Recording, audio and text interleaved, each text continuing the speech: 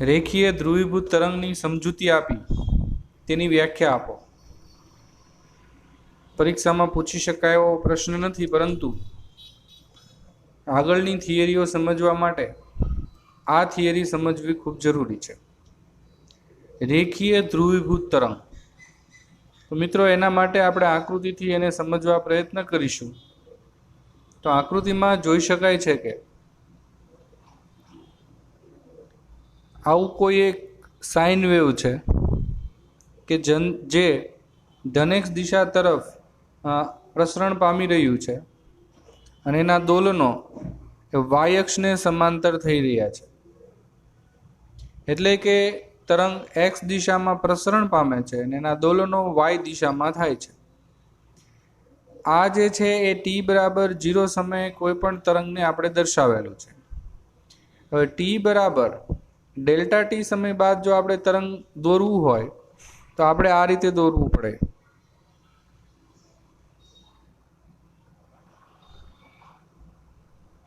Delta T સમયે એનું સ્થાનાંતર ડેલ્ટા એક્સ જેટલું થશે અને આપણે આ રીતે એની આકૃતિ રજૂ કરી શકીએ છીએ. આ ડેલ્ટા એક્સ જેટલું સ્થાનાંતર છે અને ડેલ્ટા ટી સમયમાં એનું ડેલ્ટા એક્સ જેટલું સ્થાનાંતર થયેલું છે તે જોઈ શકાય છે. આવા કોઈ સાઇન વેવ માટે જો આપણે સમીકરણ જોઈએ તો y is equals to a sin kx minus omega T. આ સમીકરણ અનુસાર આપણે આવું સમીકરણ 11th જોઈ ગયા છીએ. તો આ તરંગ સમીકરણ અનુસાર y is equals to a sin kx minus omega T સૂત્ર ઉપરથી કહી શકીએ કે તરંગ એક્સ દિશામાં પ્રસરણ પામે છે અને એના જે દોલનો છે એનું જે સ્થાનાંતર છે એ વાય દિશામાં છે. કણના દોલનો કોઈ સ્પેસિફિક દિશામાં એટલે કે વાય દિશામાં જોવા મળે છે, એક જ દિશામાં દોલન કરે છે. એટલા માટે આપણે એને રેખીય ધ્રુવીભૂત તરંગ કહી શકીએ, કારણ કે એના દોલનો કોઈ સ્પેસિફિક દિશામાં છે અને એનું પ્રસરણ પણ એક્સ દિશામાં જ છે. એવું નથી કે તરંગ ઘડીક વાય દિશામાં સ્થાનાંતર કરે તો થોડા સમય પછી એની સ્થાનાંતરની દિશા ઝેડ થઈ જાય કે પછી થોડા સમય પછી એક્સ દિશામાં સ્થાનાંતર કરે, એવું નથી. કોઈ ચોક્કસ દિશામાં જ તરંગ આગળ વધે છે અને ચોક્કસ દિશામાં જ સ્થાનાંતર કરે છે. એટલે આપણે એવું કહી શકીએ કે આપેલું તરંગ છે એ રેખીય ધ્રુવીભૂત તરંગ છે. હવે એને આપણે શબ્દશઃ સમજવા પ્રયત્ન કરીએ તો લાંબી દોરીનું અહીં એક ઉદાહરણ લીધેલું છે.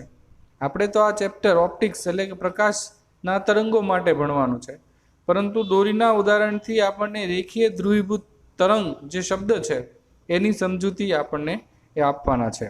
એટલે લાંબી દોરી છે એને એક છેડે જડિત કરેલી એટલે એક છેડે અહીંયા બાંધેલી છે, બીજા છેડેથી આપણે ખેંચાયેલી સ્થિતિમાં એને સમક્ષિતિજ આડી એટલે રાખવાની છે. હવે એને ઉપર નીચે કરી અને દોલિત કરાવવાની છે, એટલે કે એમાં ડિસ્ટર્બન્સ ઉત્પન્ન કરીને તરંગ ઉત્પન્ન કરવાનું છે. તરંગ ઉત્પન્ન થશે એટલે આકૃતિમાં દર્શાવ્યા અનુસાર એક્સ દિશામાં ગતિ કરતું તરંગ આપણે જોઈ શકીશું. ત્યાર પછી આ જે તરંગ છે એનો શેપ સાઇન પ્રકારનો છે, જેને ગુજરાતીમાં જયાવર્તી તરંગ એવું નામ આપણે આપી શકીએ. સાઇન વેવ પ્રકારનો એટલે કે હાર્મોનિક તરંગ કહીએ છીએ. સમયના નિશ્ચિત ગાળે એ એની ગતિનું પુનરાવર્તન કરે છે, પરિણામે એ સાઇન વેવ છે, હાર્મોનિક તરંગ છે અને જે ધનેક્ષ દિશામાં પ્રસરે છે. ટી બરાબર 0 અને ટી બરાબર ડેલ્ટા ટી સમય એનું સ્થાનાંતર મેં હમણાં તમને આકૃતિ દોરીને જે સમજાવ્યું એ પ્રમાણે આપણને મળે છે. જ્યારે એ ટી બરાબર 0 હોય છે ત્યારે એનું સ્થાનાંતર આપણે એક્સ બરાબર 0 કહીએ છીએ. જેમ જેમ સમય પસાર થાય છે એમ એનું સ્થાનાંતરમાં એ ફેરફાર જોવા મળે છે. અહીંયા આપણને એક તરંગ દોરેલું છે અને એનો આલેખ વાય વર્સિસ ટીનો છે, એટલે સ્થાનાંતર વર્સિસ સમયનો આલેખ દર્શાવેલો છે. આ જે પોઈન્ટ છે એ એક્સ બરાબર 0 વાળું પોઈન્ટ છે અને જેમ જેમ સમય પસાર થતો જશે તેમ એક્સમાં વધારો થતો જશે અને વાય જે છે એનું ક્રમશઃ સાઇન વેવ પ્રમાણે વાય અક્ષની દિશામાં એનું સ્થાનાંતર તરંગનું થાય છે, એવું આકૃતિમાં જોઈ શકાય છે. આ જે તરંગ છે એનું સમીકરણ આપણે a sin kx minus omega T વડે આપી શકીએ છીએ, જેમાં a જે છે એ તરંગનો કંપવિસ્તાર સૂચવે છે, ઓમેગા છે એ કોણીય આવૃત્તિ છે. કોણીય આવૃત્તિનું આપણે સૂત્ર જોઈ ગયા છીએ, omega is equals to 2πf. અહીંયા આપણને f ને નું વડે દર્શાવવામાં આવે છે. તો કોણીય આવૃત્તિ ઓમેગા અને આ નું એ આવૃત્તિ છે. સૂત્રમાં જે k આવે છે એ k છે એ 2π/λ છે, જેને તરંગ સદિશ વડે દર્શાવવામાં આવે છે, જેનો એકમ ઘણીવાર પૂછાય છે અને એ છે મીટર ઇનવર્સ. આવૃત્તિનો એકમ આપણને ખબર હોય છે રેડિયન, અને એવી જ રીતે કંપવિસ્તાર છે એ મીટરમાં માપવામાં આવતો હોય છે. આના ઉપરથી એના પારિમાણિક સૂત્રો બનાવી શકાય છે. આમાં લેમડાને સૂત્રનો કરતા બનાવવામાં આવે 2π/k અને ઈ લેમડાને આપણે તરંગ લંબાઈ તરીકે ઓળખીએ છીએ, જેને મીટરમાં માપવામાં આવતી હોય છે. આકૃતિમાં આપણને એ t = 2π/ω એક આવર્તકાળનો ગાળો છે એ દર્શાવેલો જોઈ શકાય છે. ત્યાર પછી આગળ વધીએ તો આ સમીકરણમાં હવે જે ખાસ વાત છે, શા માટે આને રેખીય તરંગો, ધ્રુવીભૂત તરંગો શા માટે કહેવામાં આવે છે, કે એનું જે સ્થાનાંતર છે એ કોઈ ચોક્કસ એટલે કે y દિશામાં જ થાય છે. પ્રસરણની દિશાને લંબ છે. લંબ દોલનો થતા હોય એટલે એને લંબગત કહેવાય, સમાંતર દોલનો થતા હોય તેને સંગત કહેવાય. એટલે આ લંબગત છે, દોરીના લંબગત તરંગો y દિશામાં જ સ્થાનાંતર કરે છે. પરિણામે એ y દિશામાં ધ્રુવીભૂત તરંગ છે તેમ કહેવાય. જો z દિશામાં સ્થાનાંતર કરતા હોય તો તેને z દિશામાં ધ્રુવીભૂત તરંગ કહેવાય. જો તરંગ ધ્રુવીભૂત ન હોય તેને અધ્રુવીભૂત તરંગ કહેવાય. તો એના માટે કોઈ સ્પેસિફિક દિશામાં એનું સ્થાનાંતર ન હોય, સ્પેસિફિક y કે સ્પેસિફિક z માં જ ન હોય, કોઈ પણ દિશામાં સમય બદલાય એ પ્રમાણે એનું સ્થાનાંતર બદલાતું હોય તો એ અધ્રુવીભૂત તરંગમાં આવશે. અહીંયા જે વાત છે એ ધ્રુવીભૂત તરંગની છે, એટલે એ કોઈ પણ સમયે તમે એનું સ્થાનાંતર જોશો તો કોઈ સ્પેસિફિક એ ચોક્કસ દિશામાં જ જોવા મળે છે, એટલે આપણે એને ધ્રુવીભૂત તરંગ કહીએ છીએ. સુરેખ દિશામાં આગળ વધે છે એટલે રેખીય કહીએ છીએ. એટલે આપણે કહી શકીએ કે આ તરંગ એ રેખીય ધ્રુવીભૂત તરંગ છે. એના દોલનો કોઈ ચોક્કસ સમતલમાં જ થાય છે, નીચે XY સમતલમાં. x દિશામાં તરંગ આગળ વધે છે અને y દિશામાં એ સ્થાનાંતર કરે છે. y દિશામાં દોલન કરતું કરતું તરંગ x દિશામાં આગળ વધી રહ્યું છે, એટલે એ XY સમતલમાં દોલન કરે છે તેમ કહેવાય. આવા કોઈ ચોક્કસ સમતલમાં દોલન કરતું તરંગ હોય તો એને તલ ધ્રુવીભૂત તરંગ તરીકે ઓળખવામાં આવે છે. હવે આ શબ્દોથી આપણે પરિચિત થવાનું છે, કારણ કે હવેની જે બધી થિયરી છે એમાં આવા શબ્દો આવશે: તલ ધ્રુવીભૂત પ્રકાશ, અધ્રુવીભૂત પ્રકાશ. એટલે તલ ધ્રુવીભૂત એટલે કોઈ સ્પેસિફિક દિશામાં જ આગળ વધતું અને એ દિશાને લંબ દિશામાં જ એના દોલનો થતા હોય. એટલે કોઈ ચોક્કસ એક જ સમતલમાં તરંગ જે છે એ દોલિત થતું હોય તો આપણે એને તલ ધ્રુવીભૂત પ્રકાશ, તલ ધ્રુવીભૂત તરંગ તરીકે ઓળખીએ છીએ. આપણે અહીં દોરીના તરંગો XY સમતલમાં લીધેલા ધારેલા છે, એવી રીતે XZ સમતલમાં પણ વિચારી શકાય. તો એમાં તરંગ છે એ X દિશામાં આગળ વધતું હોઈ શકે અને એના દોલનો છે એ Z દિશામાં ધ્રુવીભૂત તરંગ હોઈ શકે. અને તો પછી એનું સમીકરણ y બરાબર લખવાની બદલે z બરાબર લખવું પડે. z of xt, x દિશામાં આગળ વધે છે અને સમય સાથે વધે છે, એટલે x of t, કારણ કે x ને t બંને સમય સાથે બદલાતા હોય છે, a sin kx minus omega T. હવે એ સમીકરણમાં કાંઈ ચેન્જીસ નથી આવતો, કારણ કે kx, કારણ કે તરંગ તો પહેલાંય x દિશામાં ગતિ કરતું હતું, હજી પણ x દિશામાં ગતિ કરે છે. પહેલાં y દિશામાં દોલન કરતું હતું, હવે z દિશામાં દોલન કરતું કરતું x દિશામાં ગતિ કરે, એટલે એ સમીકરણમાં કોઈ ફેરફાર નહીં આવે. એટલે સમીકરણથી જે છે z of xt is equals to a sin kx minus omega T. આ રીતે આપણે રેખીય ધ્રુવીભૂત તરંગ જે છે, જે લંબગત તરંગ છે, જે આપણે દોરીના તરંગથી સમજાવવાનો પ્રયત્ન કર્યો છે, એ આપણે સમજી શકીએ છીએ. પરંતુ આપણે જે આ ચેપ્ટરમાં ફોકસ કરવાનું છે એ છે પ્રકાશના તરંગો. પ્રકાશના તરંગો માટે આપણે હવે આ ભણવાનું છે. એના માટે તલ ધ્રુવીભૂત અને અધ્રુવીભૂત પ્રકાશ ની જે વ્યાખ્યા છે એ આપણે સમજવાની છે. પરંતુ એ તમે ત્યારે જ સારી રીતે સમજી શકો જ્યારે તમને એ ખબર હોય કે તલ ધ્રુવીભૂત કોને કહેવાય. ફરીવાર કહી દઉં છું, તલ ધ્રુવીભૂત એટલે કોઈ પણ તરંગ કોઈ એક જ સમતલમાં દોલિત થતું હોય.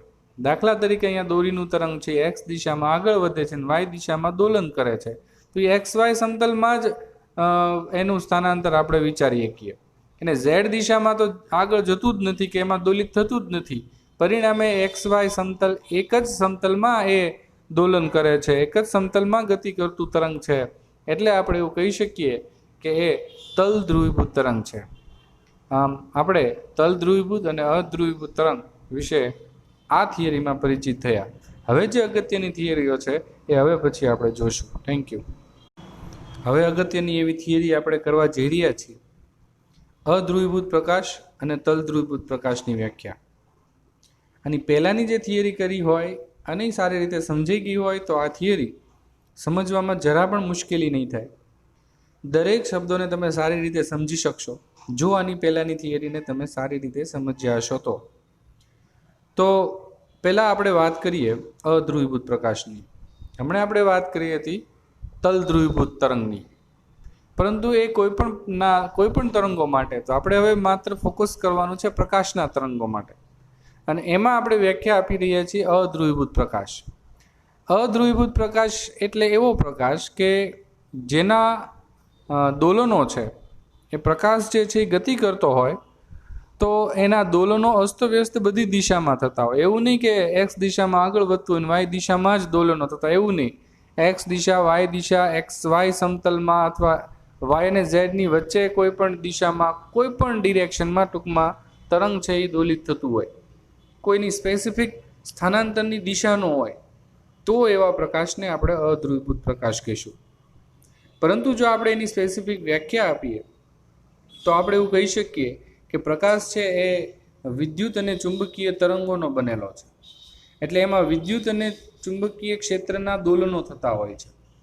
હવે વિદ્યુત અને ચુંબકીય ક્ષેત્રના જે દોલનો છે એ પ્રસરણની દિશાને તો લંબ હોય, કારણ કે પ્રકાશ છે એ લંબગત તરંગ છે. એટલે સપોઝ એક્સ દિશામાં પ્રકાશનું તરંગ પ્રસરતું હોય તો એના દોલનો કાં વાય ને કાં તો ઝેડ દિશામાં થતા હોય. પરંતુ એ પ્રસરણની જે દિશા છે એને લંબ એવા કોઈ પણ સમતલમાં એ દોલન કરતું હોય. એવું નહીં કે સ્પેસિફિક એક્સ વાય સમતલમાં જ દોલન કરતું હોય કે વાય ઝેડ સમતલ ઝેડ એક્સ સમતલમાં જ દોલન કરતું, એવું નહીં. પ્રસરણની દિશા એક્સ હોય અને એના દોલનો કોઈ પણ સમતલમાં થતા હોય, અસ્તવ્યસ્ત બધી દિશાઓમાં, તો પછી આપણે એવા પ્રકાશને અધ્રુવીભૂત પ્રકાશ ગણવો પડે. કોઈ સ્પેસિફિક સમતલમાં જો એ આગળ વધતું હોય, દોલન કરતું હોય, કોઈ સ્પેસિફિક સપોઝ એક્સ વાય સમતલ છે તો એમાં દોલન કરતું જ એક્સ દિશામાં આગળ વધતું હોય તો એને આપણે તલ ધ્રુવીભૂત પ્રકાશ કહી શકીએ. પરંતુ એવું સ્પેસિફિક ન હોય કે ભાઈ એક્સ વાય સમતલમાં જ એ સ્થાનાંતર કરતું એક્સ દિશામાં આગળ વધતું હોય, એવું ન હોય. એની બદલે કોઈ પણ સમતલમાં દોલન કરીને આગળ વધતું હોય તો પછી આપણે એને અધ્રુવીભૂત પ્રકાશ તરીકે ઓળખવો પડે. તો હવે અહીંયા વ્યાખ્યા જોઈએ તો પ્રકાશ એ વિદ્યુત ચુંબકીય તરંગ છે. એવું એને એટલા માટે લખવું પડ્યું કે વિદ્યુત ચુંબકીય તરંગ લંબગત તરંગ છે. એટલે પ્રસરણની દિશાને લંબ જ એ ઈ અને બીના વિદ્યુત ક્ષેત્ર અને ચુંબકીય ક્ષેત્રના દોલનો થતા હોય છે. જો વિદ્યુત ચુંબકીય તરંગના જે ઈના સદિશો છે એ પ્રસરણની દિશાને લંબ એવા સમતલમાં બધી દિશામાં દોલન કરતા હોય, પ્રસરણની દિશાને લંબ બધી જ દિશામાં, એવું નહીં કે એક્સ દિશામાં પ્રસરણ છે તો વાય જ દિશામાં કે ઝેડ જ દિશામાં, એમ નહીં. કોઈ પણ દિશામાં એના દોલનો થતા હોય તો એવો પ્રકાશ આપણે અધ્રુવીભૂત પ્રકાશ તરીકે ઓળખીએ છીએ. એટલે એની જે આપણે સંજ્ઞા આપવાની હોય તો આપણે આ રીતે આપવી પડે. તમે જોઈ શકો છો કે આકૃતિમાં બધી જ દિશામાં એના દોલનો જોઈ શકાય છે. એવું નહીં કે સ્પેસિફિક ચોક્કસ એક જ દિશામાં એના દોલનો થતા હોય.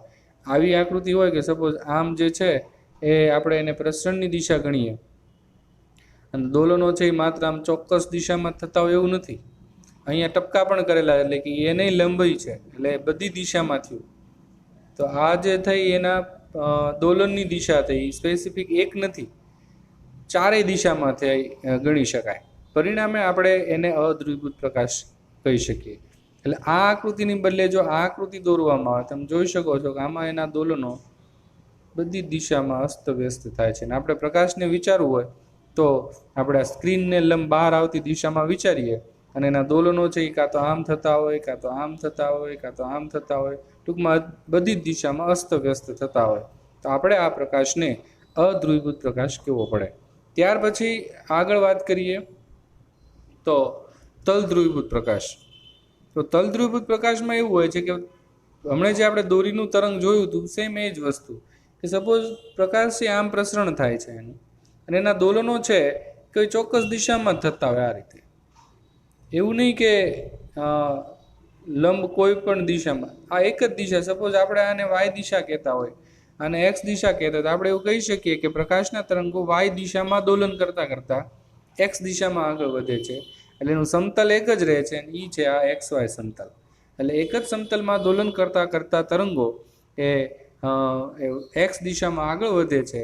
પરિણામે આપણે એને તલ ધ્રુવીભૂત પ્રકાશ તરીકે ઓળખી શકીએ. એની વ્યાખ્યા જોઈએ તો જે પ્રકાશમાં વિદ્યુતની તીવ્રતાના સદિશો પ્રસરણને લંબ એવા સમતલસ્થ અને સમાંતર હોય તો તેવા પ્રકાશને તલ ધ્રુવીભૂત પ્રકાશ કહેવાય. એક જ સમતલમાં અને સમાંતર દોલનો થતા હોય તો તલ ધ્રુવીભૂત પ્રકાશ કહેવાશે, જેની આકૃતિ આપણે કાં તો આ રીતે દોરી શકીએ અથવા એની સંજ્ઞાત્મક આકૃતિ આપણે આ રીતે પણ દોરી શકીએ. તો આ બંને વ્યાખ્યા દરેક વિદ્યાર્થી મિત્રોએ ખાસ સમજીને એ પાકી જ કરી લેવાની છે. એટલે જ્યારે જ્યારે હવે આગળની થિયરીમાં શબ્દ આવે અધ્રુવીભૂત પ્રકાશ કે તલ ધ્રુવીભૂત પ્રકાશ, તો તમને એ શબ્દથી તમે જો પરિચિત હશો તો એ આની પછીની જે થિયરીઓ છે એ સારી રીતે સમજી શકશો. Thank you. પ્રશ્ન નંબર 43. પાતળી પ્લાસ્ટિક જેવી તકતી વડે થતું ધ્રુવીભવન સમજાવો. મિત્રો, પાતળી પ્લાસ્ટિક જેવી તકતીને ટુર્મેલિન પ્લેટ વડે દર્શાવવામાં આવે છે, જેને ટુર્મેલિન પ્લેટ પણ કહેવામાં આવે છે. તો હું તમને આકૃતિથી બધું સમજાવવાનો પ્રયત્ન કરું છું, પરંતુ એક ખાસ જોઈ લઈએ કે હવે જે આપણે ફોકસ કરવાનું છે એ આ શબ્દ ઉપર ફોકસ કરવાનું છે, ધ્રુવીભવન. હવે આપણે ધ્રુવીભવન વિશે જોઈ રહ્યા છીએ. તો સૌથી પહેલાં આપણે ધ્રુવીભવનની વ્યાખ્યા ભણીશું અને ત્યારબાદ એ આખી ઘટનાને સમજીશું. તો ધ્રુવીભવનની વ્યાખ્યા છે કે જ્યારે આપણે કોઈ પ્રકાશને અધ્રુવીભૂત પ્રકાશને ધ્રુવીભૂત પ્રકાશમાં કન્વર્ટ કરીએ, અને એ જે પ્રોસેસ છે અધ્રુવીભૂત પ્રકાશને ધ્રુવીભૂત પ્રકાશમાં કન્વર્ટ કરવાની પ્રક્રિયાને ધ્રુવીભવન કહેવામાં આવે છે. એની વ્યાખ્યા છે અધ્રુવીભૂત પ્રકાશને ધ્રુવીભૂત પ્રકાશમાં.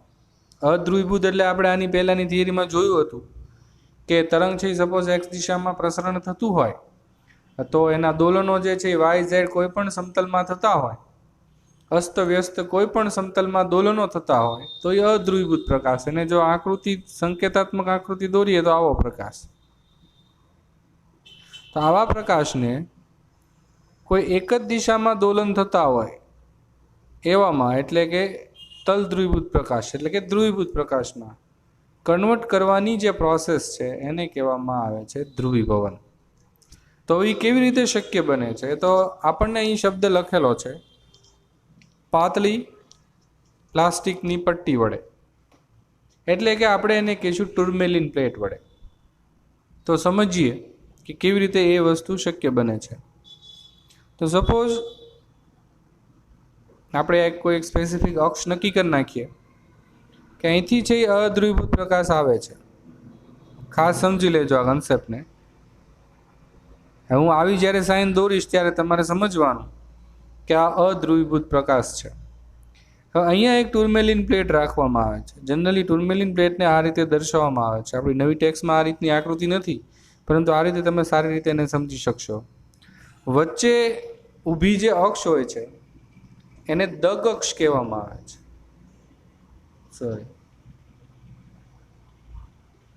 આ જે વચ્ચે મેં જે લાઈન દોરેલી છે એને દગ અક્ષ કહેવામાં આવે છે. હવે આ જે પ્રકાશ છે કે જે અધ્રુવીભૂત પ્રકાશ છે, અધ્રુવીભૂત પ્રકાશમાંથી આવતા પ્રકાશના જે તરંગો છે ઈના સદિશો છે. ઈના સદિશો, કારણ કે આપણને પ્રકાશની તીવ્રતા ઈના સદિશોના લીધે મળે છે. તો આમાં જે ઈના સદિશો છે એ આ દગ અક્ષને સમાંતર જેટલા હશે, સપોઝ આપણે આની વાત કરીએ તો આ એને સમાંતર ઘટક છે, તો એ ઘટકો આમાંથી પસાર થઈ અને આપણને અહીં પ્રકાશ આપશે. પરંતુ આ જે લંબ ઘટકો છે, આ લંબ ઘટકો એ આ ટુર્મેલિન પ્લેટ, આને આપણે ટુર્મેલિન પ્લેટ કીધેલી છે, તો આ ટુર્મેલિન પ્લેટ આવા લંબ ઘટકોને પ્રબળતાથી શોષી લેશે, એટલે કે એનું શોષણ કરી લેશે, એને ટુર્મેલિન પ્લેટની બીજી સાઈડ પસાર થવા નહીં દે, માત્ર એવા જ ઈના સદિશોને પસાર થવા દેશે કે જે દગ અક્ષને સમાંતર હોય. એટલે પરિણામે આપણને જે અહીં પ્રકાશ મળશે એ હશે ધ્રુવીભૂત પ્રકાશ. અહીંયા જે હતો એ હતો અધ્રુવીભૂત પ્રકાશ. તો આમ ધ્રુવીભૂત પ્રકાશમાં આ ટુર્મેલિન પ્લેટ વડે કન્વર્ટ થયો, અને એ જે પ્રોસેસ છે એને કહેવામાં આવે છે ધ્રુવીભવન. તો આ થઈ વાત ધ્રુવીભવનની. આ રીતે છે એ પ્રકાશને ધ્રુવીભૂત કરવામાં આવે છે. બીજું કે આ જે ધ્રુવીભૂત પ્રકાશની તીવ્રતા હોય છે એ આ અધ્રુવીભૂત પ્રકાશની તીવ્રતા કરતાં ઓછી હોય છે, કારણ કે અધ્રુવીભૂત પ્રકાશમાં જે ઈના સદિશો જે દગક્ષને લંબ હશે એ તો આ ટુર્મેલિન પ્લેટ વડે શોષાઈ જવાના છે, પરિણામે આપણને આઉટપુટમાં મળવાના નથી. એટલે આપણે એવું કહી શકીએ કે 50% ઈના સદિશો ટુર્મેલિન પ્લેટ વડે શોષાઈ જશે, 50% ઈના સદિશો એ ટુર્મેલિન પ્લેટમાંથી પસાર થઈ જશે. એટલે આપણે એવું કહીએ કે સપોઝ અહીંયા તીવ્રતા I0 હોય પ્રકાશની, તો અહીંયા જે આપણને મળશે એ અડધી મળશે, I0/2, કારણ કે જે સમાંતર છે એ જ ઈના સદિશો પસાર થવાના, લંબ ઈના સદિશો તો શોષાઈ જવાના છે. તો આ થઈ વાત દગક્ષની, ટુર્મેલિન પ્લેટની અને ધ્રુવીભવનની. હવે અહીંયા અલગ અલગ કન્ડિશનો વિચારવામાં આવે કે સપોઝ આપણે એક દગક્ષ લીધેલી છે એની બદલે, એટલે કે એક ટુર્મેલિન પ્લેટ લીધેલી છે એની બદલે જો 2 ટુર્મેલિન પ્લેટ લેવામાં આવે તો શું થાય?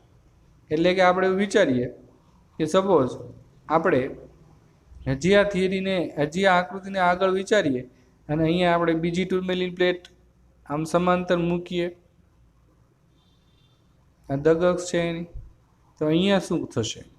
તો મિત્રો અહીંયા જે ઈના સદિશો છે એની સમાંતર જ આ દગક્ષ છે, પરિણામે આપણને એ બધા જ ઈના સદિશો અહીંયા આઉટપુટમાં મળવાના જ છે. પરિણામે આપણે એવું કહી શકીએ કે જે તરંગની તીવ્રતા છે અહીંયા જે I0/2 હતી એ જ આપણને અહીંયા પાછી મળશે, આપણે એવું સ્પષ્ટપણે કહી શકીએ. પરંતુ આ જે બીજી ટુર્મેલિન પ્લેટ છે એને જો આપણે 90 ડિગ્રીએ મૂકી હોત તો, એટલે કે આમ લંબ મૂકી હોત તો, એટલે એની આકૃતિ આપણે દોરવા પ્રયત્ન કરીએ,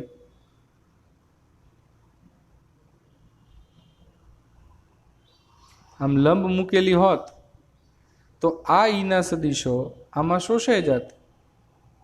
પરિણામે અહીંયા આઉટપુટમાં આપણને જે તીવ્રતા મળશે એ 0 મળશે આ ટુર્મેલિન પ્લેટ આ રીતે મૂકવાથી. 90 ડિગ્રીએ ભ્રમણ કરીને બીજી ટુર્મેલિન પ્લેટ જો આપણે મૂકીએ તો અહીંયા આવતો જે પ્રકાશ છે એમાં પ્રબળતાથી શોષાઈ જશે અને અહીંયા કોઈ પણ પ્રકારની આપણને તીવ્રતા જોવા નહીં મળે. હજી આપણે એવું પણ વિચારી શકીએ કે સપોઝ આપણે અહીંયા જે બીજી ટુર્મેલિન પ્લેટ રાખેલી છે એને ફરતી રાખેલી હોય તો શું થશે? હવે આપણે વિચારીએ, ખાસ સમજજો મિત્રો, ફરીવાર આકૃતિથી સમજાવવાનો પ્રયત્ન કરું છું.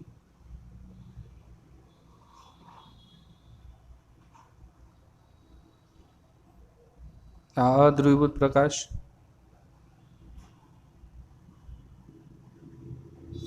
અહીંયા એક ટુર્મેલિન પ્લેટ, એની દગક્ષ, આ ટુર્મેલિન પ્લેટને આપણે P2 કહીએ છીએ.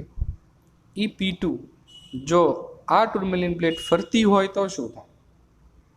તો મિત્રો આ ટુર્મેલિન પ્લેટ જો ફરતી હશે તો અહીંયા તો ઈના સદિશો બધી દિશામાં છેદતે, પરિણામે આ જે દિશામાં ફરશે એને સમાંતર જે ઈના સદિશો હશે એ આપણને મળવાના છે. એટલે અહીંયા જે આપણને પ્રકાશ મળશે એ અધ્રુવીભૂત પ્રકાશ જ મળશે, ધ્રુવીભૂત પ્રકાશ નહીં મળે. એનું મુખ્ય કારણ એ છે કે આ ટુર્મેલિન પ્લેટ ફરતી છે, બધી જ દિશામાં ફરશે, એટલે જે દિશામાં ફરશે એને સમાંતર જે ઈના સદિશો હશે એ બધા અહીંથી બહાર નીકળવાના છે આ પ્લેટમાંથી, અહીંયા આપણને મળવાના છે. એટલે અધ્રુવીભૂત પ્રકાશ જ આપણને પાછો અધ્રુવીભૂત પ્રકાશના સ્વરૂપમાં મળશે, પરંતુ આની જે તીવ્રતા છે આને I0 કહીએ તો આ જે I છે એ લેસ દેન હશે I0, તીવ્રતા ઘટી જશે, કારણ કે આ ટુર્મેલિન પ્લેટ જે છે એ જે લંબ ઘટકો છે એનું તો શોષણ કરવાની જ છે. અને જે દિશામાં સમાંતર ઘટકો હશે એને બહાર કાઢવાની છે.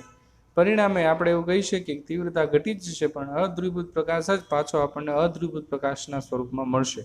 તો આપણને એવો થાય કે આવી રીતે ફરતી ટુર્મેલિન પ્લેટ મૂકવાનો ફાયદો શું છે? તો એનો ફાયદો એ છે કે આપણે કોઈ પણ પ્રકાશને જોઈને કંઈ ન કહી શકીએ કે આ ધ્રુવીભૂત પ્રકાશ છે કે અધ્રુવીભૂત પ્રકાશ છે. આપણે સપોઝ નક્કી કરવું છે કે આપણે જે પ્રકાશનો અનુભવ કરીએ છીએ ધ્રુવીભૂત છે કે અધ્રુવીભૂત. તો જો ટુર્મેલિન પ્લેટને તમે ફરતી રાખો અને તીવ્રતા જે છે એ તમને તીવ્રતા આપણે એવું કહી શકીએ કે અધ્રુવીભૂત પ્રમાણે જ મળતી હોય, એટલે કે આપણે એવું કહીએ કે પ્રકાશની તીવ્રતા એ અચળ દેખાતી હોય, તો આપણે એવું કહી શકીએ કે આપેલો પ્રકાશ અધ્રુવીભૂત પ્રકાશ છે. પરંતુ હવે એક બીજો કેસ વિચારીએ. સપોઝ આપણે અહીંયા ધ્રુવીભૂત પ્રકાશ રાખેલો છે, અહીંયા ટુર્મેલિન પ્લેટ રાખેલી છે અને એ ટુર્મેલિન પ્લેટ ફરતી છે. હવે વિચારો મિત્રો, શું થવું જોઈએ? તો જે દિશામાં આપણને ખબર છે આ ટુર્મેલિન પ્લેટનો ઉપયોગ, કે જે દિશામાં દગ અક્ષને સમાંતર ઈના સદિશો હશે ત્યાં આપણને પ્રકાશ જોવા મળશે. એટલે આપણે એવું કહી શકીએ કે જ્યાં સુધી આને સમાંતર હશે ત્યારે આમ પ્રકાશ મળશે. પછી સહેજ ભરશે એટલે તીવ્રતા ઘટશે, કારણ કે હવે એનો ઘટક મળશે. પછી પાછી તીવ્રતા ઘટશે, પણ જ્યારે હાવ લંબ થઈ જશે આ ટુર્મેલિન પ્લેટ આપણા ધ્રુવીભૂત પ્રકાશની, ત્યારે તીવ્રતા 0 થઈ જશે. અને પછી પાછી 180 ડિગ્રીનું ભ્રમણ થશે ત્યાર પાછી તીવ્રતા મેક્સિમમ થઈ જશે. એટલે આપણે એવું કહી શકીએ કે આપણને આ પ્રમાણે પ્રકાશ મળશે કે શરૂઆતમાં આપણને મેક્સિમમ, પછી ઘટતો જશે, 0 મળશે, મેક્સિમમ મળશે, પછી પાછો 0 થઈ જશે. એવી રીતે ક્રમશઃ તીવ્રતા મેક્સિમમ ઘટશે, 0 થશે, મેક્સિમમ થશે, ઘટશે, 0 થશે. તીવ્રતા આપણને સાઇન વેવ પ્રમાણે બદલાતી જોવા મળે. તો આપણે એવું કહી શકીએ કે અહીંયા જે પ્રકાશ આપાત કરેલો છે એ ધ્રુવીભૂત છે. જો આપણને તીવ્રતા અચળ જોવા મળે તો આપણે જે પ્રકાશ આપાત કરેલો છે એ અધ્રુવીભૂત છે. તો આમ આપણે કહી શકીએ કે ટુર્મેલિન પ્લેટમાંથી, ફરતી ટુર્મેલિન પ્લેટમાંથી બહાર આવતો પ્રકાશ જો અચળ રહે તો ટુર્મેલિન પ્લેટમાં જે પ્રકાશ આપાત થયો એ અધ્રુવીભૂત હશે. અને જો એ સતત સાઇન વેવ પ્રમાણે બદલાતો રહે, એટલે કે પ્રકાશ છે એ ની તીવ્રતા મેક્સિમમ થાય, ઘટે, 0 થાય, વધે, મેક્સિમમ થાય, ઘટે, 0 થાય, આ પ્રમાણે તીવ્રતા વધઘટ થતી જોવા મળે, તો આપણે એવું કહી શકીએ કે ટુર્મેલિન પ્લેટમાં જે આપાત થયેલો પ્રકાશ છે એ ધ્રુવીભૂત પ્રકાશ છે. તો આમ કોઈપણ પ્રકાશની ધ્રુવીભવન સ્થિતિ જાણવા માટે આપણે આ ફરતી ટુર્મેલિન પ્લેટનો ઉપયોગ કરી શકીએ. કે આપેલો પ્રકાશ અધ્રુવીભૂત છે કે તલ ધ્રુવીભૂત છે એ કેમ ખબર પડે? ફરતી ટુર્મેલિન પ્લેટમાંથી પસાર કરો. પ્રકાશ જો નિર્ગમન પામતો પ્રકાશ, પ્લેટમાંથી બહાર આવતો પ્રકાશ જો અચળ જોવા મળે તો આપાત પ્રકાશ અધ્રુવીભૂત છે, અને જો આપણને વધઘટ થતો જોવા મળે તો ટુર્મેલિન પ્લેટમાં આપાત થતો પ્રકાશ એ તલ ધ્રુવીભૂત પ્રકાશ છે. તો આ રીતે છે આપણે આ થિયરીને સમજી શકીએ. હવે આપણે આ થિયરીને શબ્દશઃ સમજવા પણ પ્રયત્ન કરીશું. સૌ પહેલાં તેની વ્યાખ્યા આપેલી છે કે અધ્રુવીભૂત પ્રકાશને તલ ધ્રુવીભૂતમાં ફેરવવાની ઘટનાને ધ્રુવીભવન કહેવામાં આવે છે. એ જે તકતી વડે કરવામાં આવે છે ને પોલેરોઇડ કહેવામાં આવે છે. જે પાતળી પ્લાસ્ટિકની આપણે તકતી છે જેને આપણે ટુર્મેલિન પ્લેટ તરીકે ઓળખવાના છીએ. તો ટુર્મેલિન પ્લેટની મદદથી આપણે ધ્રુવીભવન કરી શકીએ, અને ઇંગ્લિશમાં પોલેરોઇડ પણ કહેવામાં આવે છે, જે અધ્રુવીભૂત પ્રકાશને તલ ધ્રુવીભૂત પ્રકાશમાં કન્વર્ટ કરવાનું કામ કરે છે. પોલેરોઇડ એ લાંબી શાખા ધરાવતા અણુઓની બનેલી હોય છે, જેમાં અણુઓ ચોક્કસ દિશામાં ગોઠવાયેલા હોય છે. એટલે પોલેરોઇડની અંદર, પોલેરોઇડ એટલે એક પ્રકારનો સ્ફટિક જ હોય છે. એટલે એમાં કોઈ સ્પેસિફિક અણુઓ એમાં કોઈ સ્પેસિફિક દિશામાં ગોઠવાયેલા, જેથી એ સમાંતર ઘટકોને પસાર થવા દે છે અને લંબ ઘટકોને શોષી લે છે. આવા ચોક્કસ દિશામાં જે ગોઠવાયેલા અણુઓ છે એ પ્રકાશના તરંગોને નું શોષણ કરી લેશે. જે અણુઓ ગોઠવાયેલા છે એ પ્રકાશનું શોષણ કરશે, અને જે લંબ દિશામાં ગોઠવાયેલા હશે અને દગક્ષને સમાંતર હશે એ ઘટકો, પ્રકાશના ઘટકો એ ટુર્મેલિન પ્લેટમાંથી પસાર થશે અને લંબ ઘટકો છે પ્રબળતાથી શોષાઈ જશે. આમ નિર્ગમન પામતો પ્રકાશ પછી આપણને જે જોવા મળશે એ છે તલ ધ્રુવીભૂત પ્રકાશ. એટલે આપણે ટૂંકમાં કહીએ તો ટુર્મેલિન પ્લેટમાં એક એવી અક્ષ હશે કે જે ઈના સદિશોને પસાર થવા દેશે, અને એને લંબ એક એવી અક્ષ પણ જોવા મળશે કે કે જે ઈના સદિશોનું પ્રબળતાથી શોષણ કરશે. એટલે પરિણામે ટુર્મેલિન પ્લેટમાંથી બહાર આવતો પ્રકાશ એ આપણને તલદ્રુવીભૂત પ્રકાશ મળશે જો ટુર્મેલિન પ્લેટ સ્થિર હોય તો. પણ હમણાં જ આપણે જોયું જો ટુર્મેલિન પ્લેટ ફરતી હશે તો પછી એ કેસ જુદો બનશે. જો કોઈ સામાન્ય ઉદ્ગમમાંથી નીકળતો પ્રકાશ, હવે ખાસ સમજો, હવે થોડું આપણને કન્ફ્યુઝ કરવા માટેના બધા વાક્યો છે કે કોઈ એક સામાન્ય ઉદ્ગમમાંથી એક પ્રકાશ નીકળે છે. પ્રકાશ પોલેરોઇડ તકતી P1 માંથી પસાર થાય છે. પ્રકાશની તીવ્રતા ઘટીને અડધી થઈ જાય છે. મેં હમણાં તમને કીધું હતું અડધી એટલા માટે થાય સમાંતર કિરણો પસાર થાય ને લંબ કિરણો શોષાઈ જાય. તો લંબ ઘટકો શોષાતા હોય ને સમાંતર કિરણો પસાર થતા હોય તો અડધા ઘટકો શોષાય છે અને અડધા પસાર થઈ જાય છે. એટલે તીવ્રતા આપણને અડધી જ મળવાની છે. P1 તકતી એ કિરણને અક્ષ તરીકે રાખી ભ્રમણ આપતા નિર્ગમન પામતા પ્રકાશની તીવ્રતા અચળ રહેશે. હમણાં જ મેં કીધું જો તમે ભ્રમણ આપશો એટલે તીવ્રતા અચળ રહેશે. પણ P1 તકતી પર આપાત પ્રકાશની તીવ્રતા તો ઓછી જોવા મળશે. એટલે આપાત જે પ્રકાશ છે એના કરતાં તીવ્રતા તો ઘટી જશે કારણ કે શોષાશે ને પ્રકાશ શોષાશે એટલે એની તીવ્રતા ઘટવાની જ છે. પરિણામે આપણે એવું કહી શકીએ કે તીવ્રતા ઘટશે જો ટુર્મેલિન પ્લેટ ફરતી હશે તો અધ્રુવીભૂત પ્રકાશ જ આપણને નિર્ગમન પ્રકાશમાં જોવા મળશે. જો ટુર્મેલિન પ્લેટ સ્થિર હશે તો આપણને તલધ્રુવીભૂત પ્રકાશ જોવા મળશે. પણ બંને કેસમાં તીવ્રતા તો ઘટી ગયેલી જોવા મળશે. અહીં તમે આકૃતિમાં જોઈ શકો છો કે આ અધ્રુવીભૂત પ્રકાશ જે છે એ આપાત કરેલો છે. આ ટુર્મેલિન પ્લેટ છે, આ દગક્ષ છે ને એમાંથી આ નીકળતા કિરણો ઈના સદિશો એ એક જ દિશામાં હોવાથી આપણે એવું કહી શકીએ કે અધ્રુવીભૂત પ્રકાશનું તલધ્રુવીભૂત પ્રકાશમાં ટુર્મેલિન પ્લેટની મદદથી એ રૂપાંતરિત થયું. આ ઘટનાને ધ્રુવીભવન કહેવામાં આવે. હજી એક કેસ વિચારેલો છે.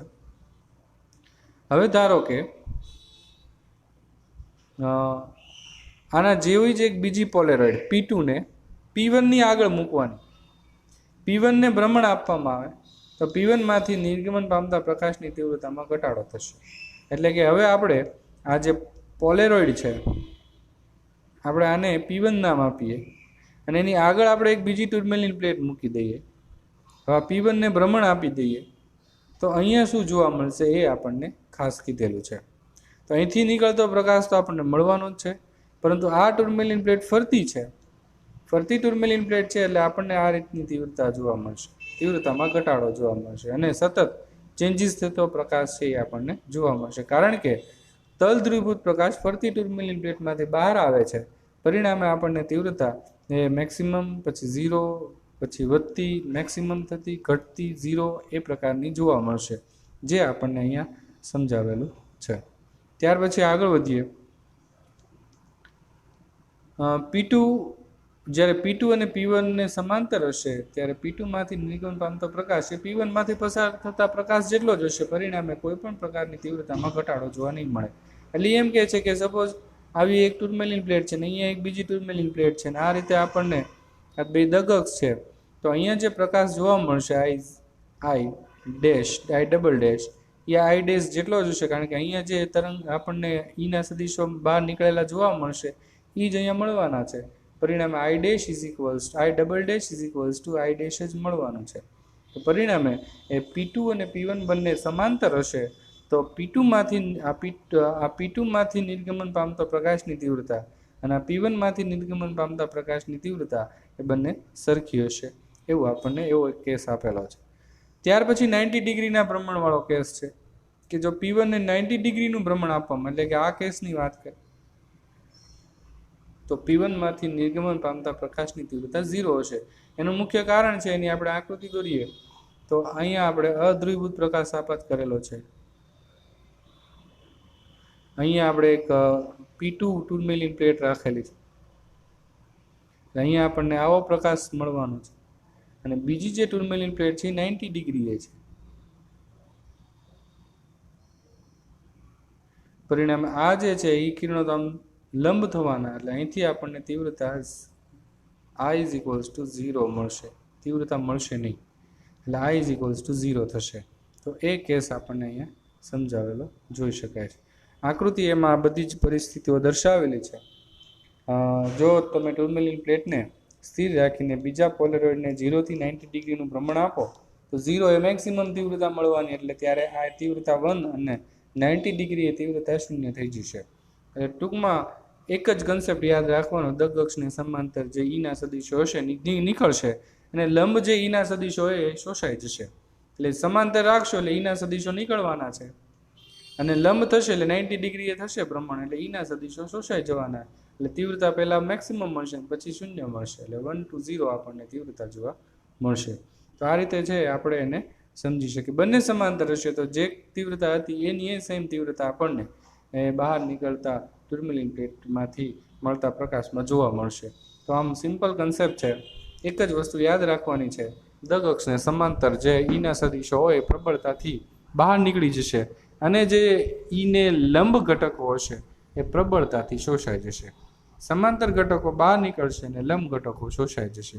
પછી ફરતી ટર્મ્યુલિન પ્લેટ હોય તો દગ અક્ષ પણ ફરતી હોય એટલે પરિણામે આપણને ઈના સદીશો બધી દિશામાં મળે એટલે અધ્રુવીભૂત પ્રકાશ એ પાછો અધ્રુવીભૂત જ મળે. પરંતુ જો ટર્મ્યુલિન પ્લેટ સ્થિર હોય તો દગ અક્ષ પણ સ્થિર થશે એટલે એક જ દિશામાં આપણને ઈના સદીશો મળશે એટલે અધ્રુવીભૂત પ્રકાશ છે એ તલ ધ્રુવીભૂત પ્રકાશમાં રૂપાંતરિત થતો જોવા મળશે અને આ ઘટનાને આપણે ધ્રુવીભવન તરીકે ઓળખીએ છીએ. Thank you.